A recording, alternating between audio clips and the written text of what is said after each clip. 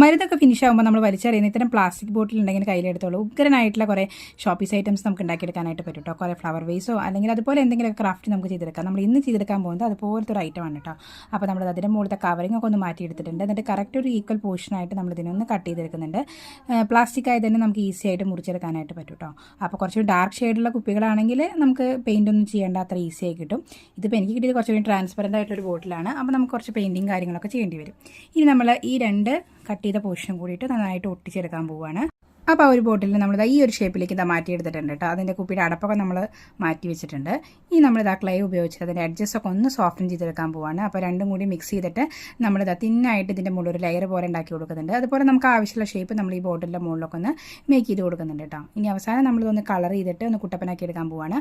അപ്പോൾ നമുക്ക് ആവശ്യമുള്ള കളറുകളൊക്കെ ഇതിൻ്റെ മുകളിലൊന്ന് പേസ്റ്റ് ചെയ്ത് കൊടുക്കുന്നുണ്ട്. അപ്പോൾ ഇത്രയായപ്പോൾ നമ്മുടെ ഒരു ഫ്ലവർ വേസ് റെഡി ആയിട്ട്. അപ്പോൾ ഇതുപോലെ നമുക്ക് വീടൊക്കെ സൂപ്പറായിട്ട് ഡെക്കറേറ്റ് ചെയ്യാൻ പറ്റും.